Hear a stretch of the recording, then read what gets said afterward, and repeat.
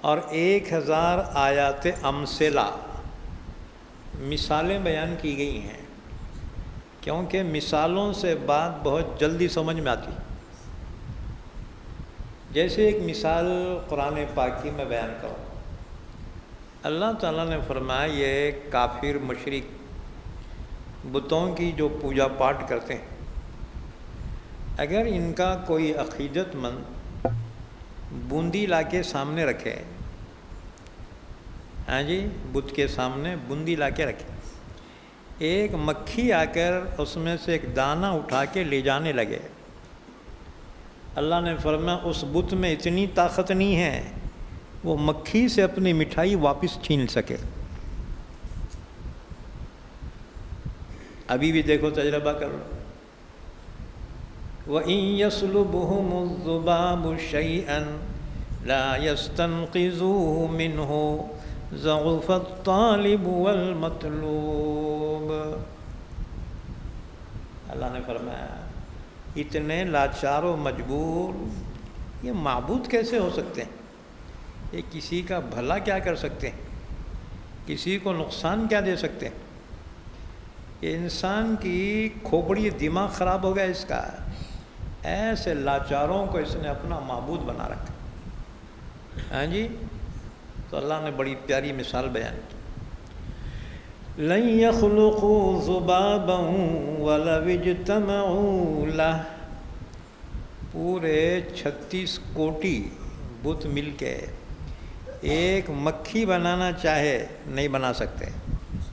یہ قرآن کا چیلنج ہے قیامت تک، پورے بتوں کو، بتوں کے ماننے والوں، ایک مکھی بنا بولنا۔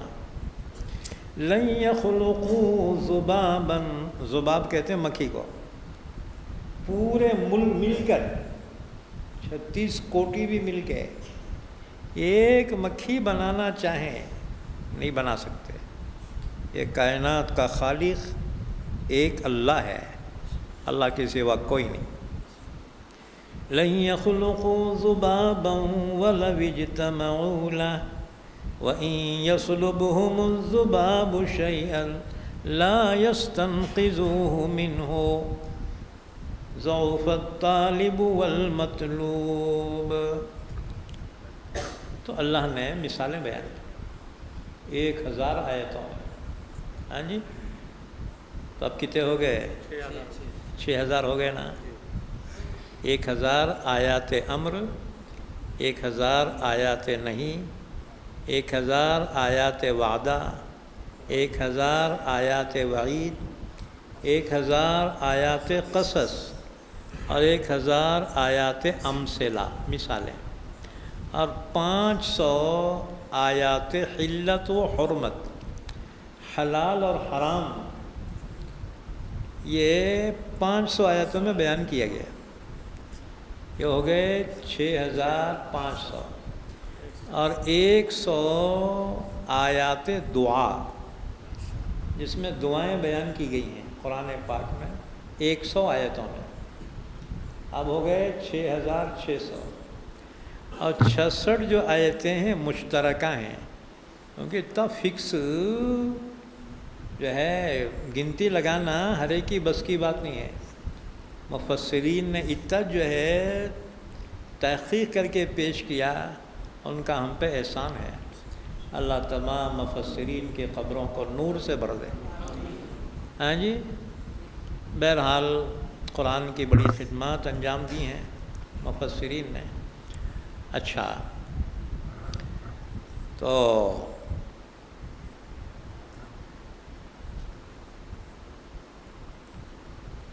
ہم جو ہے سورہ فاتحہ آج پڑھے ہیں، انشاءاللہ سورہ فاتحہ کی تفسیر بیان کی جا رہی ہے۔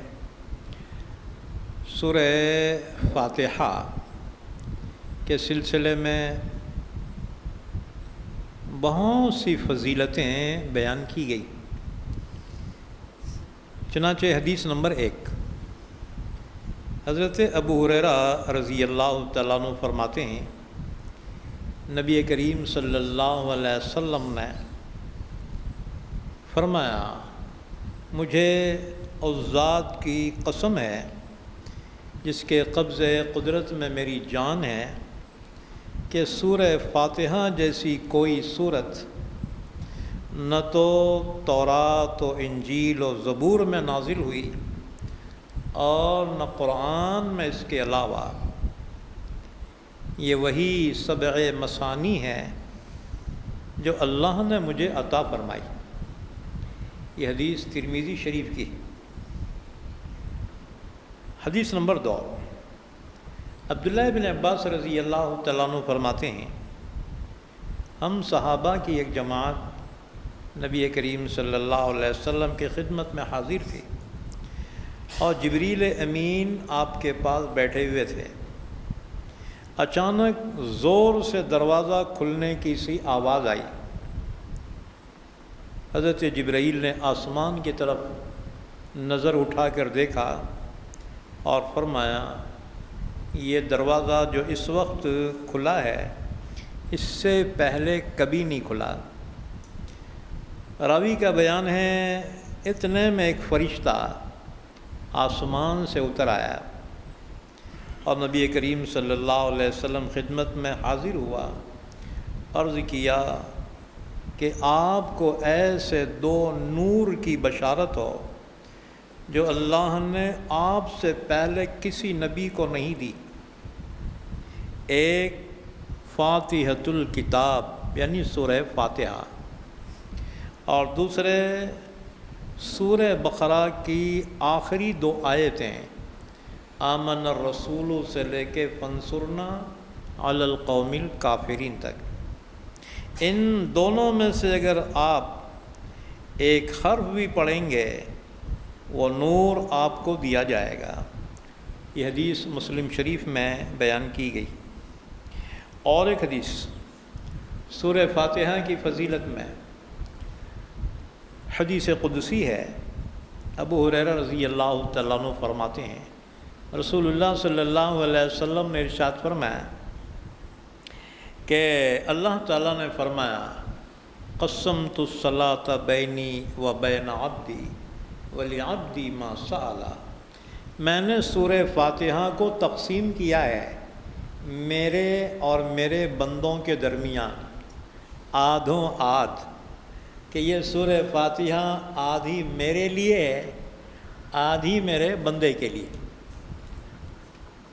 اللہ تعالیٰ نے فرمایا جب بندہ کہتا ہے الحمدللہ رب العالمین، تمام تعریفیں اللہ ہی کے لیے ہیں جو تمام جہانوں کا پالنے والا ہے۔ اللہ جواب میں فرماتا ہے حمیدنی عبدی، دیکھو جی میرے بندے نے میری تعریف کی۔ جب بندہ کہتا ہے الرحمن الرحیم، بڑا مہربانی ہے تو رحم کرنے والا ہے، اللہ جواب میں فرماتا ہے اثنا علی عبدی، میرے بندے نے میری ثنا کی۔ پھر بندہ کہتا ہے مالک یوم الدین، روز جزا کا مالک ہے، اللہ جواب میں فرماتا ہے مجدنی عبدی، دیکھو میرے بندے نے میری عظمت شان و بزرگی بیان کی۔ اس کے بعد بندہ کہتا ہے ایاک نعبد و ایاک نستعین، یا اللہ ہم تیری ہی عبادت کرتے ہیں اور تجھ ہی سے مدد مانگتے ہیں۔ اللہ فرماتا ہے ھذا بینی و بین عبدی، یہ آیت آدھی میرے لیے ہے آدھی میرے بندے کے لیے، یعنی بندے کا کام ہے میری عبادت کرنا اور میرا کام ہے بندے کی مدد کرنا۔ بندہ میری عبادت کرے میں اس کی مدد کروں گا۔ اس کے بعد بندہ کہتا ہے اہدنا الصراط المستقیم، اللہ ہمیں سیدھے راستے پہ چلا، صراط الذین انعمت علیہم، ان لوگوں کے راستے پہ چلا جن پر تو نے انعام کیا ہے، غیر المغضوب علیہم ولا الضالین، اللہ ان کے راستے پہ نہ کو چلا جن پر تیرا غضب نازل ہوا، اور جو گمراہ ہو گئے ان کے راستے پہ نہ کو چلا۔ جب بندہ یہ کہتا ہے، اللہ جواب میں فرماتا ہے ہؤلاء لعبدی، یہ پوری درخواست میرے بندے کی ہے، ولعبدی ما سأل، میں نے اس کی درخواست قبول کی۔ یہ سورہ فاتحہ اصل میں دعا ہے، اس لیے اس کے اخیر میں آمین کہنا سنت ہے۔ آمین کہنا چاہیے۔ آمین کے معنی کیا؟ آمین کے معنی ہے افعل، اللہ ایسا کر، قبول فرما۔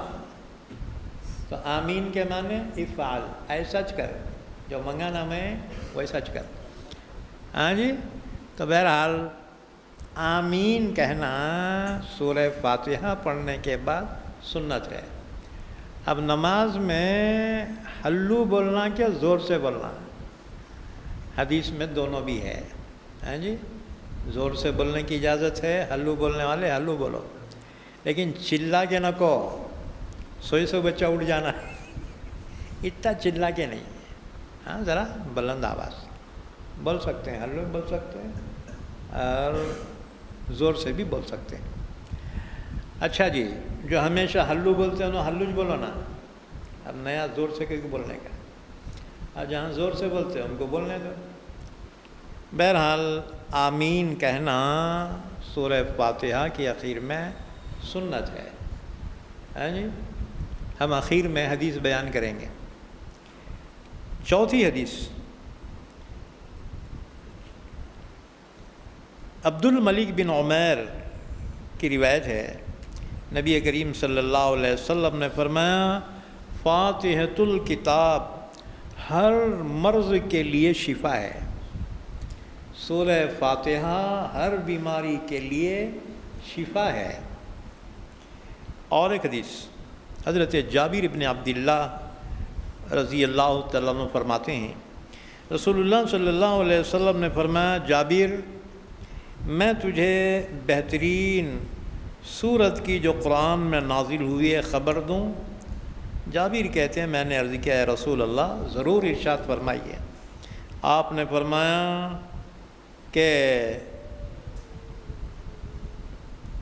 وہ فاتحۃ الکتاب ہے، اور فرماتے ہیں حضور نے یہ بھی فرمایا کہ وہ شفا ہے۔ اور ایک حدیث حضرت جابر ہی کی روایت ہے کہ سورہ فاتحہ میں موت کے سوا ہر بیماری کے لیے شفا ہے، لیکن یقین کرنا۔ اسی طرح سے حدیث نمبر 7 بخاری شریف کی حدیث ہے، سعید ابن المعلہ فرماتے ہیں قرآن میں سب سے بڑی سورت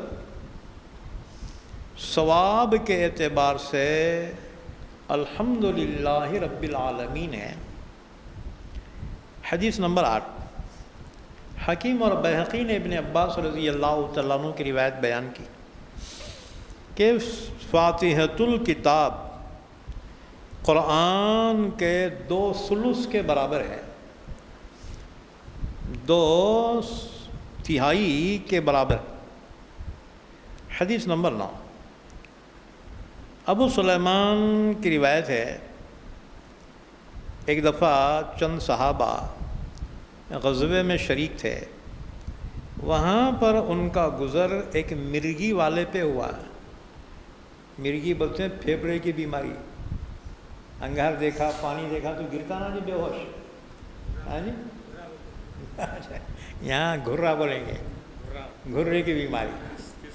تو ایک شخص مرگی کا دورہ پڑا، یعنی گھرے کا، بے ہوش پڑ گیا۔ کسی نے جا کر سورہ فاتحہ اس کے کان میں پھونک دی، اچھا ہو گیا۔ رسول اللہ صلی اللہ علیہ وسلم کو جب اس کی خبر ہوئی تو حضور نے فرمایا وہ ام القرآن ہے اور ہر مرض کی دوا ہے، سورہ فاتحہ۔ حدیث نمبر 10 ابو سعید خدری کی روایت ہے، نبی کریم صلی اللہ علیہ وسلم نے فرمایا فاتحۃ الکتاب یعنی سورہ فاتحہ زہر تک کے لیے دوا ہے۔ یہ بیہقی کی روایت ہے۔ حدیث نمبر 11، ابو سعید خدری رضی اللہ تعالیٰ عنہ فرماتے ہیں ہم لوگ سفر میں چلے، ایک بستی کے قریب اترے، اس بستی میں سے ایک باندی آئی، کہنے لگی یہ بستی کے سردار کو سانپ نے کاٹ لیا ہے، تم میں سے کوئی ہے منتر پڑھنے والا؟ تو ایک صحابی کھڑے ہو گئے، اس کے ساتھ گئے اور جا کر وہ سردار کو جہاں سانپ نے ڈنس لیا تھا وہاں پہ سورہ فاتحہ پڑھ کے دم کیا، انہیں اچھا ہو کے اٹھ گیا۔ جب یہ جماعت واپس لوٹی، اللہ کے نبی صلی اللہ علیہ وسلم کی خدمت میں یہ واقعہ پیش کیا۔ حضور نے فرمایا کون تھا وہ؟ یا رسول اللہ یہ فلاں تھے۔ حضور نے بلایا، کہا کیا پڑھ کے پھونکا؟ کہا حضور سورہ فاتحہ پڑھ کے پھونکا۔ اچھا ہی ہو گیا انہیں۔ حضور نے فرمایا تجھے کیسے معلوم کہ وہ منتر ہے؟ یہ حدیث بخاری شریف کی ہے۔ تو یقین کے ساتھ اگر پڑھا جائے نا، ہر بیماری کے لیے یہ سورہ فاتحہ شفا ہے۔ سعید بن یزید کہتے ہیں نبی کریم صلی اللہ علیہ وسلم نے سورہ فاتحہ پڑھ کر مجھ پر دم کیا اور آفات و بلا سے محفوظ رہنے کے لیے یہ سورت پڑھ کر میرے منہ میں لعاب دہن ڈالا کہ اس میں شفا ہے۔ اچھا، حدیث نمبر 13، حضرت انس فرماتے ہیں کہ حضور صلی اللہ علیہ وسلم فرمایا جب تو بستر پر لیٹ کر سورہ فاتحہ اور قل هو اللہ احد پڑھے گا تو موت کے سوا ہر چیز سے تیری حفاظت ہوگی۔ اب اتنا آسان نسخہ پڑھیں گے نہیں پڑھیں گے؟ ہاں جی، ہاں، یہ قرآن شریف ثواب کی کتاب نہیں ہے، عمل بھی کرنا، جتنا ہو سکے اپنی استطاعت کے مطابق کرتے رہو۔ اچھا، یہاں سے ایک بات اور بھی تنبیہ کی کہ بعض امامہ جو ہے نا سورہ فاتحہ 2 سانس میں ختم کرتے ہیں، اتنا اسپیڈ پڑھتے 2 سانس میں ختم۔ ارے ارے ارے ارے ارے ایک ایک آیت پڑھو، اللہ کی طرف سے جواب آ رہا نا جی، اللہ کی طرف سے جواب آ رہا، تو تیرے کو جواب نکو کیا؟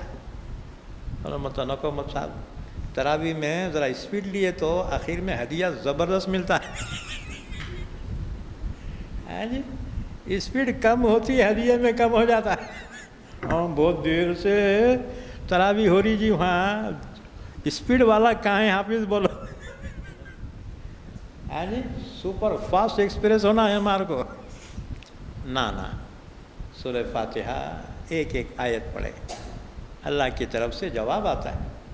ہاں جی، اور گویا نبی کو معراج ہوئی عرش پر، اور نبی کے صدقے طفیل میں امتی کو معراج ہوتی ہے زمین پر نماز میں۔ الصلاۃ معراج المومن، اللہ کے نبی نے اللہ سے کلام فرمایا عرش پر، اور اللہ کے نبی کے صدقے میں امتی کلام کرتا ہے نماز میں اللہ سے، اور اللہ اس کا جواب دیتا ہے۔ کیا خوش نصیب ہیں وہ، اس لیے اللہ کی طرف سے جواب بھی آن دے۔ ہاں جی، تھوڑی دیر لگی تو لگی۔ بہرحال یہ سورہ فاتحہ کی فضیلت بیان کی گئی۔ اس کے بعد یہ سنو کہ سورہ فاتحہ کے کئی نام بیان کیے گئے۔ سورہ فاتحہ کا ایک نام ہے سورہ الحمد، اس لیے کہ اس میں اللہ تعالیٰ کی تعریف بیان کی گئی، اس لیے اس کو سورہ الحمد بھی کہتے ہیں۔ اسی طرح اس کا نام ہے سورہ فاتحۃ الکتاب۔ اب ہم شارٹ کٹ میں سورہ فاتحہ بولتے ہیں، فاتحہ نہیں ہے، فاتحۃ الکتاب، یعنی کتاب قرآن پاک کو شروع کرنے والی۔ ہاں جی، اب پہلے زمانے میں اتنا علم نہیں تھا، دیو یقین مول صاحب فاتحہ، ہاں جی، اب وہ برتن رکھا ہوا ہے، لو فاتحہ، ارے فاتحہ نہیں ہے رے بھائی، وہ فاتحۃ الکتاب، سورہ فاتحہ کا نام فاتحۃ الکتاب، کتاب کو شروع کرنے والی، انیگریشن کرنے والی، کتاب کا آغاز کرنے والی۔ ہاں جی، اس لیے اس کو فاتحۃ الکتاب کہا جاتا ہے۔ ایک نام اس کا ام الکتاب بھی ہے، ام القرآن بھی ہے، کیونکہ پورے قرآن کا خلاصہ ایمان اور اعمال صالحہ ہیں۔ پورے قرآن کا مقصد ایمان اور اعمال صالحہ کا بیان، اور ایمان اور اعمال صالحہ کے اصول سورہ فاتحہ میں بیان کیے گئے، لہٰذا یہ ام الکتاب بھی۔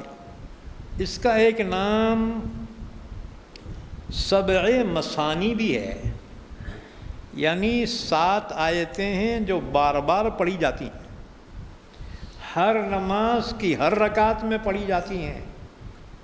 یہ سورہ فاتحہ، اس میں 7 آیتیں، اس کو سبع مثانی بھی کہا جاتا ہے۔ اس کو اللہ نے قرآن عظیم بھی کہا، یہ پورے قرآن کا خلاصہ آ گیا۔ اس کو سورہ شافیہ بھی کہا جاتا ہے، اور وافیہ اور کافیہ، یہ سورہ فاتحہ کے نام۔ اسی طرح اس کو سورہ کنز بھی کہا جاتا ہے۔ حضور صلی اللہ علیہ وسلم فرمایا، اللہ نے مجھے یہ سورت عرش کے نیچے جو خزانہ ہے اس میں سے عطا فرمائی، یہ سورۃ الکنز بھی۔ اب اس کے بعد ہم ترجمہ کر رہے ہیں۔ بسم اللہ الرحمن الرحیم۔ ہر کتاب کے شروع میں بسم اللہ الرحمن الرحیم پڑھنے کا حکم ہے، لیکن قرآن پاک کی خصوصیت یہ ہے کہ قرآن شروع کرنے سے پہلے اعوذ باللہ من الشیطان الرجیم کا پڑھنا سنت ہے، اس کو تعوذ کہتے ہیں۔ کیوں؟ حدیث پڑھنا ہے تو اعوذ باللہ سے نہیں، ہاں جی، بیان شروع کر رہے اعوذ باللہ سے نہیں، صرف قرآن کی خصوصیت ہے کہ قرآن شروع کرنے سے پہلے اعوذ باللہ من الشیطان الرجیم پڑھ کے شروع کریں، اس وجہ سے کہ قرآن یہ ہدایت کی کتاب ہے، اور شیطان نہیں چاہتا کہ بندوں کو ہدایت ملے، اس لیے قرآن پڑھنے میں رکاوٹ پیدا کرتا ہے، کچھ تو بھی کامہ نکال دیتا ہے، ہاں جی، آدمی قرآن کو پڑھنے کی طرف رغبت نہیں ہوتی، تو اس لیے اعوذ باللہ من الشیطان الرجیم پڑھنا چاہیے۔